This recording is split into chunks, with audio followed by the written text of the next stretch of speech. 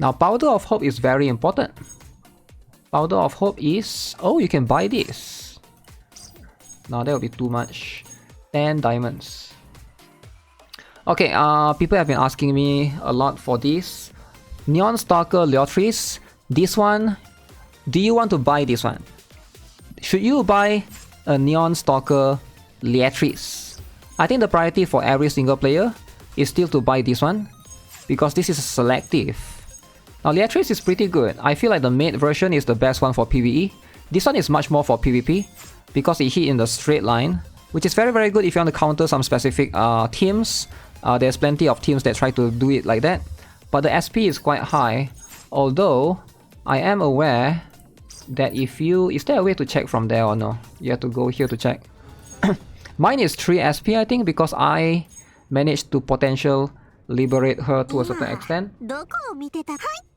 But let me check. Let me double check. Potential liberate. Oh no, potential liberate doesn't really. So plus 3 is where you want her to be if you want to get her down to 3 SP. Which is pretty interesting. Like for some budgets setup, you can go with Arenes plus her.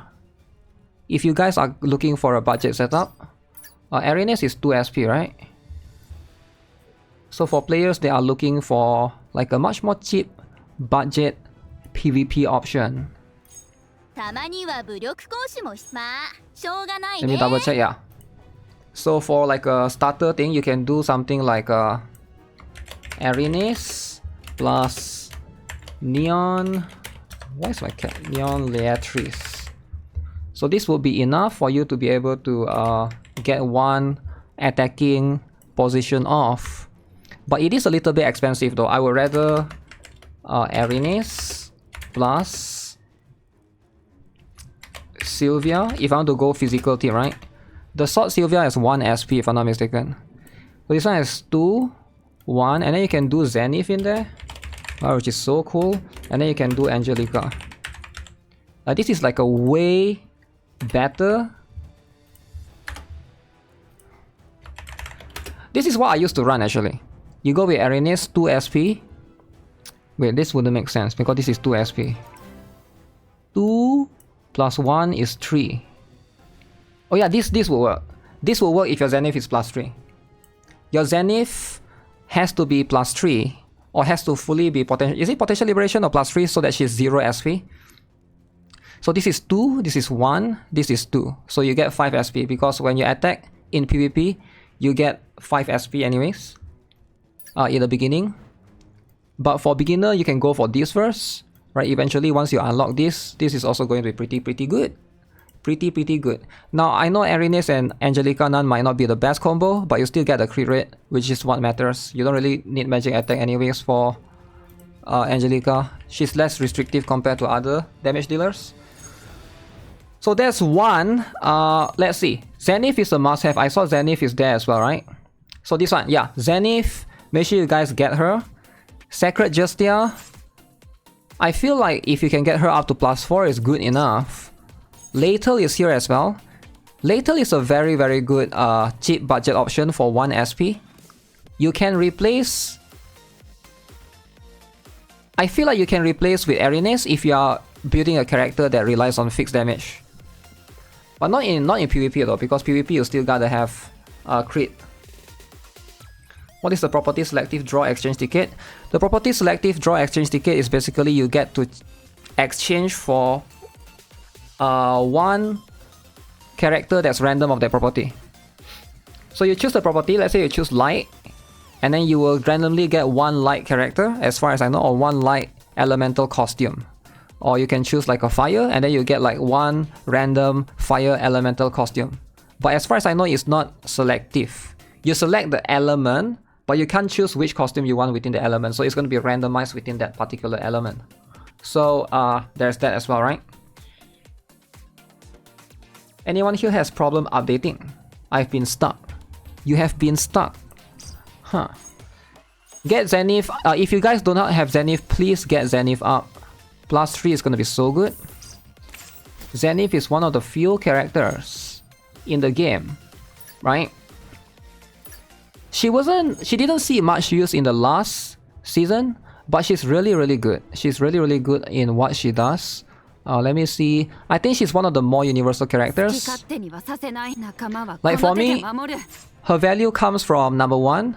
At +3, she becomes 0 SP. 0 SP just makes it that she's very strong, and you can use her in PvP. And she's one of the 2 costumes in the game as far as I know. There's 2 costumes in the game that's 0 SP. Number 1 is Zenith. Number 2 is going to be Samai buff. Not this one. Oh wait, it is this one. Yeah, this one becomes 0 SP as well. But I wouldn't waste my potential liberate that tier of goddess crystals on her, because I don't think Samai is that useful. I mean, this costume is decent, right? For beginners, it's fine. At 1 SP is fine. You don't really need to reduce that one, because she gets outclassed or get replaced eventually by the better character, which is the Therese nurse costume. This one buffs more. This one increase attack and magic attack by 70%, but if you go all the way to +5, it's 120%, which is just better. Zenith is used in almost every Fiend Hunter. Yeah, Fiend Hunter and also, what's her name? And PvP, right? But I feel like you don't need Zenith in the last one. But the amplification is really strong. The amplification that she has, alright, she not only is 0 SP, this one, if you go all the way to +5, increase incoming damage by 100%. Which is very good, it's universal as well, so that means she fits really well into both physical and magical. I don't know if you guys are aware of this. For example, you can get, what's the name? You can get this one. Not